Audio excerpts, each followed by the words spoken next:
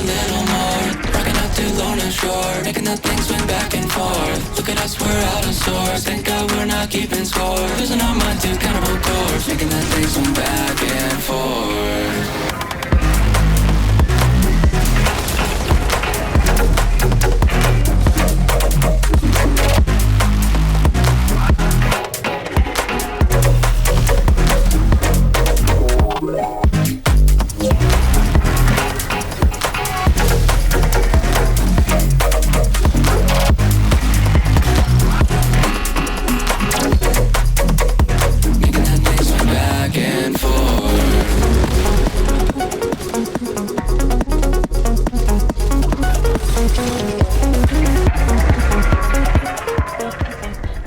Yo, Descendants, we gotta have a little chat. Jayber actually finally is good. Yeah, I won't say he's the best at anything, but he's actually good enough that I want to make a video about him and I actually want to play him now because his turrets, for me, the biggest buff to Jayber was actually just the animations. That's like the biggest issue I used to have with Jayber back in the past, is you would take so long to go ahead and place down these turrets. You'd literally be doing hand signals from Mars straight direct to NASA with the bad Wi-Fi from like Alaska.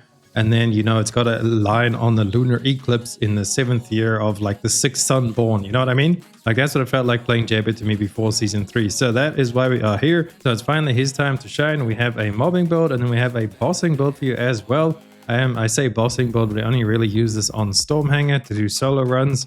And we get a runs of average of about 1 minute and 5 seconds. And they are extremely easy. So if you just want the most chill, relaxing, easy Stormhanger clears, go ahead and make this Jayber build, because literally a minute and 5 seconds of just, you know, running in a circle and shooting your turrets every now and then to keep them healed up. Mobbing is a little bit more active depending on what you're doing. If you're doing like the Axion plains where everything is really open, then you have to be pretty proactive with your turrets and placing them in new spots that enemies spawn all the time, while hitting your 4 ability to go ahead and destroy them and actually buff them and keep replacing them over and over. But anything that has small corridors or like small areas, Jayber can actually just run through there super easy, because if the enemies funnel to a certain point, then obviously you can set up your turrets and the range on them is not massive, but it's pretty decent. And you also get 3 now as like a baseline. So overall, I think Jayber is really fun. So without further ado, let's hop straight into the build. So let's have a look at his skills first of all. The first ability is the attack turret. This is the one you're going to be putting down most of the time to do all your damage. Then you have a medical turret. And then your third ability is your engineering weapon. Well, since we have the mod, it just automatically extends the duration and it enhances the turrets. As you can see, the turrets got these rings around them. That's like the enhanced version. I'll be doing AoE in that circle. And then you can also hit your 4 ability.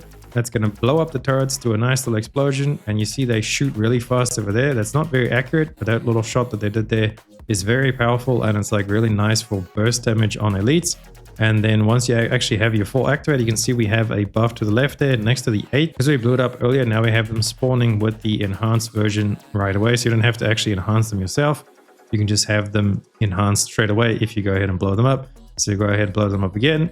And we summon them again and you see they are enhanced. So that's pretty much the loop. You'll be placing down your turrets, blowing them up with your Z, and then placing them down again. And we do use multi-talented in the build.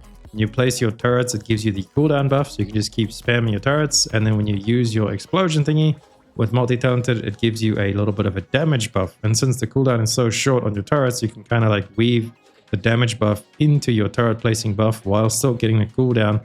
And 1 or 2 of your turrets will actually get the damage buff from the multi-talented. But that's pretty much it for his skills. So if we have a look at the modules, this is what we use for mobbing setup. Yes, it is Boy with a Dream, because, you know, he used to have a dream and he was pretty much a meme, but now he's decent. So there we go. Boy with a Dream is our mobbing setup. We are running a decent amount of cooldown on this with the Nimble Fingers MP conversion as our 2 main cooldown mods. We also have Focus on Dimension for a little bit of cooldown and Dimension damage. Then we are actually using Power Increase instead of Focus on Non-Attribute, just because we need some more flat skill power modifier, because we have so much non-attribute boosting and dimension boosting in all the different stuff we have in our arcade tree as well, which we'll get to in a second. And you can super easy test this in the lab. All you do is you spawn an enemy and then, you know, you drop your turret lid to see how much damage it does with Power Increase and how much it does with Focus on Dimension. We were getting more damage with Power Increase. I think we're getting like a pretty decent chunk more damage, as well as like 60 to 80k increase per tick on the turret. So that's why I recommend going with the Power Increase. And then we are running non-attribute amp as well as dimension amp just for increased damage. And since we aren't really building a crit build, just go for as much flat damage increase as we can. Then we have HP amp over there just to give the turrets some more HP as well as ourselves, because the turrets do take from our HP, our defense, all of our stats. They take 100% of the summoners, stats. You can see them all over there. That's why we also run Spear and Shield. This one can kind of be like your optional mod. You can really put in there whatever you want.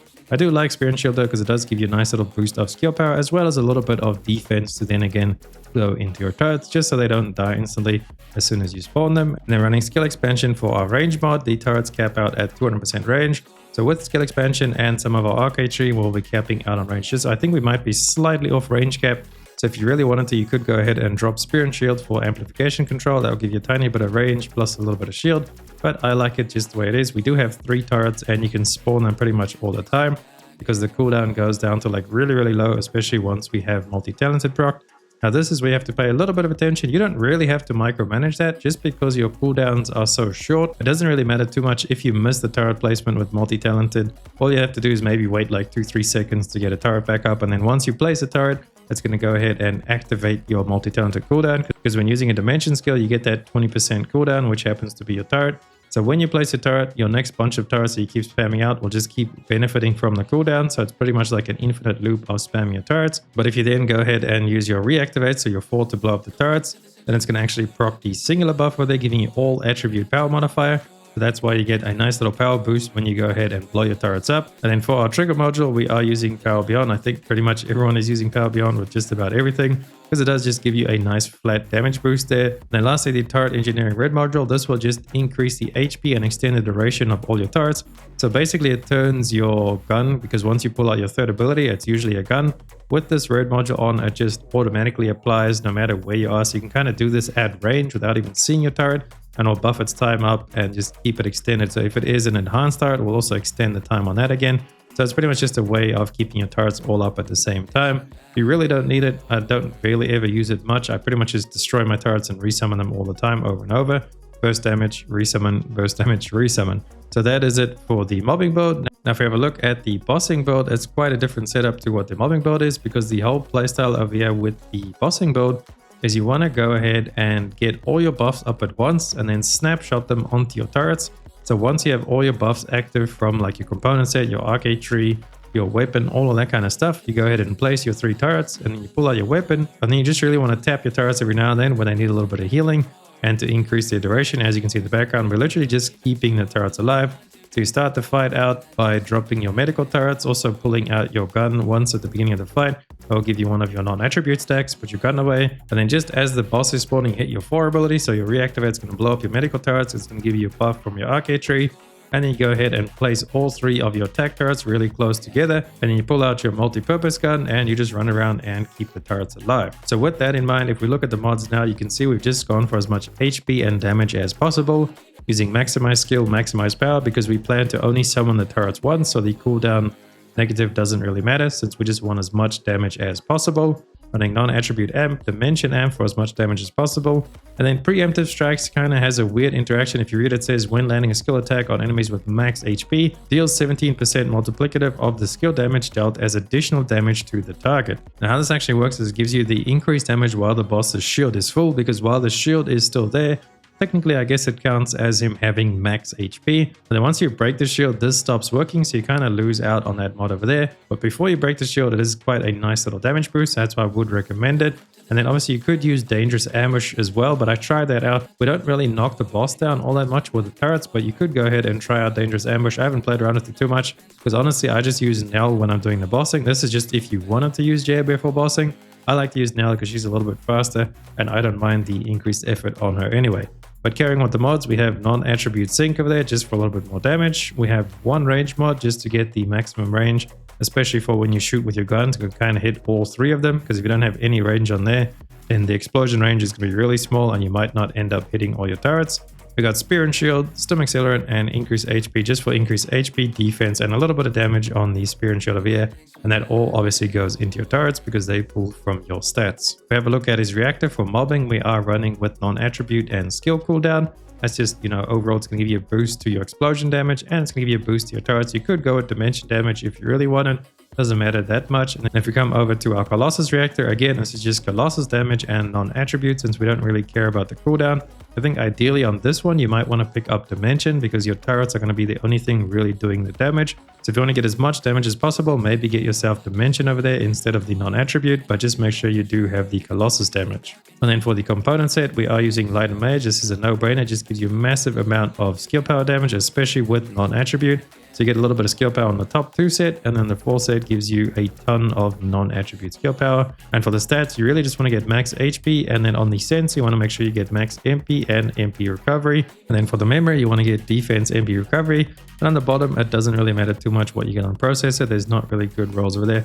Most importantly, just max MP, HP on this one, and defense MP recovery on this one. Then having a quick peek at our Arche Tuning. This is for mobbing.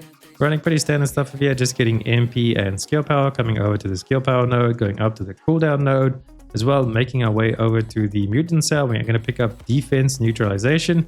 I did try out non-attribute cohesion, and for whatever reason, when the turrets kill stuff, it doesn't actually count as us killing anything, so we don't get this buff. I think this would be better than the defense strip that we have on at the moment, but just because lack of a better mutant cell, we've gone ahead and we're using the defense neutralization. This is pretty good as well. It does reduce all of their resistances as well as their defense, so it's a nice little buff. But overall, I think that the non-attribute would be a lot more damage once they actually go ahead and fix that. So for now, for mobbing, we're using defense neutralization. If we have a look at bossing, we just slightly change up the tree here, going around the top instead for Colossus damage. We're picking up all this range and everything as well. A little bit of HP down below, a little bit of MP and skill power up this way. And then we're actually going to skip the cooldown since, like before we said with the turrets, we're going to completely ignore respawning them. We're just going to keep them alive during the fight. So instead, that's why I put all these extra points down below. Then we come up the right, going up to this mutant cell. And our mutant cell for the boss is going to be our final preparation. That's why you want to make sure you hit the floor like pretty much as the boss is spawning. Because your medical turrets, when you blow them up, they'll actually start doing some damage as well. And then that's going to proc the buff. And then once you place all your turrets down, they will snapshot all of that. So we'll get the increased range as well as the skill power. And then lastly, for our inversion reinforcements, we are running the cooldown. We are running the toxic rounds. Doesn't matter which round focus you use. We're mainly just using it to get this passive over here. So you go ahead and shoot elites while mobbing. We'll give you the all attribute resistance stripping, so you do a little bit more damage. And then we run selective neurostim there just for a nice little boost in MP. If you are bossing, you could possibly drop this one and then pick up the when hit by an enemy grants the emergency antibody. Just giving you all attribute res to make your turrets a little bit more tankier, or any of these really. Because like I said before, for the bossing, you just want to be spawning the turrets, snapshotting all of the buffs, and then keeping them alive as long as possible. That's going to be it for Jayber. Hopefully you guys liked the video. If you did, please drop a like and sub the channel. It helps me out so much, and I'll catch you beautiful people in the next one. Augiesaint out. Run free and dive into the sky. Hear the wind cry